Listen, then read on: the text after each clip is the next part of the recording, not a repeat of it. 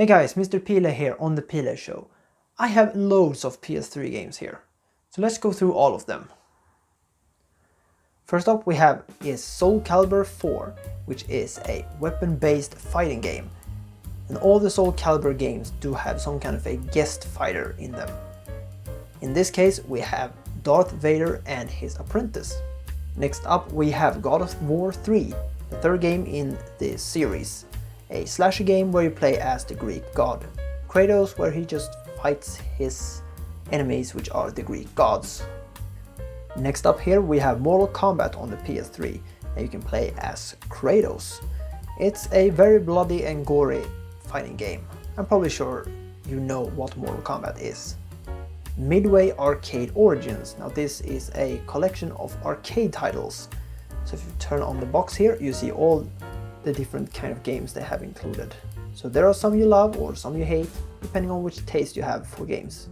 Next up we have EA Sports NHL 13. Now I usually don't buy sports games, but when it comes to NHL, it has some special thing in it. Like sometimes you gotta take a break from all the slashing stuff and shooting and just have to play some normal, ordinary sports game, and NHL is one of them. Next up is Red Dead Redemption. The first game I bought for my PS3. You play as John Marston in Wild West in the USA and Mexico back in 1911, if I don't remember correctly. 1911, yes, that's right. Think GTA in the Wild West. Very fun stuff. Next up we have Dirt Showdown, probably my favorite dirt game out of them all. Now in this one you don't play normal rally stuff. You actually crash into others. You're trying to smash them out of a ring, and it's just crash derby all over the place. It's insane and it's very fun, I gotta say that. If you want something else rather than rally or racing, well, this is the game for you. This is basically the game Wreckfest before Wreckfest were even a thing. Next up, Deus Ex Human Revolution, the Nordic edition, which includes some DLC stuff. You are playing as Adam Jensen and you're supposed to solve some crimes. It starts up small, but it goes up to a very big scale of criminal stuff. So this is both first person and third person.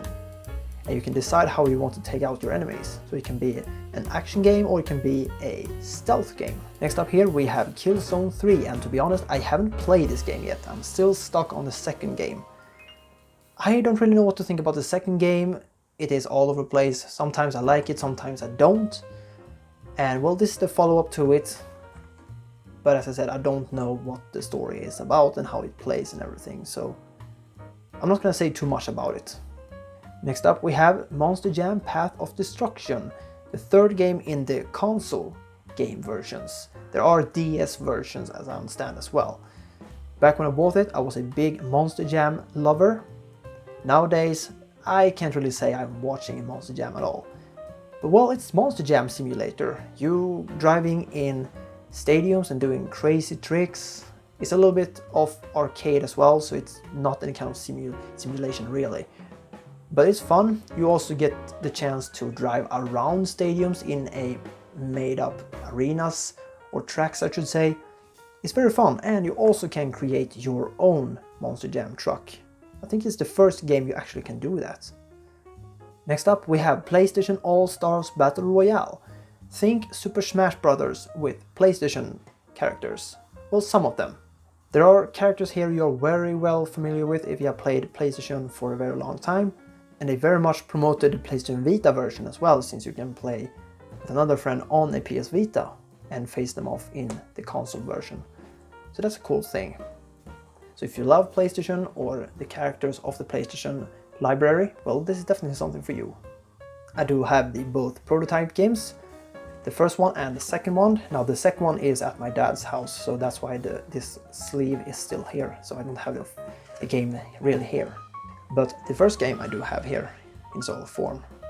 So you're basically going around and slashing people as a person who has become a weapon, a biotic weapon you can say. So he can transform his body into different kind of virus weapons and everything. It's so fun. If you want to play something called Badass Simulator, well, this is the game, I would say. I have the two infamous games as well to PS3. I have the third game as well, which is Second Son, but it's on PS4. So yeah, you're playing as Cole McGrath and he gets electrical powers and you decide how you're supposed to use them. For good or evil, it's up to you. I do have the Uncharted series as well. Well, the third one is a remastered version for PlayStation 4, but I'm still going to include it here. So you're playing as Nathan Drake, a hilarious treasure hunter, I would say, who is going around the world to find different treasures and being on a big adventure. I do have Golden Abyss to PS Vita as well, but I'm not going to include that one though. I also have Star Wars The Force Unleashed 1 and 2. Now basically this is Star Wars with steroids. You are playing Darth Vader's apprentice and he's going nuts with his powers. So that's why I love the Star Wars The Force Unleashed games. You can go crazy. You have so good control over the powers and how you're supposed to slash your way through each stage. You also do have lots of customization options, like you can customize the lightsaber and the outfit. There is even a PS2 version of Star Wars The Force Unleashed 1, and that is a completely different game. It might not look that good, but it's very different. Of course, I can't forget about my beloved Assassin's Creed collection here. So I have all of them. So Assassin's Creed 1, 2, Brotherhood, Revelations, Assassin's Creed 3, and Black Flag. So you're basically different assassins in different time zones and you're doing missions all over the place and it's a big adventure. They all have different game styles, they evolve during the time. And I like how you're supposed to sneak around a lot and check out which is the target you're supposed to assassinate. And also the historical things that are actually very true in the games is also very fun to read about. So if you like history and you like to sneak around, well, this is definitely the games for you.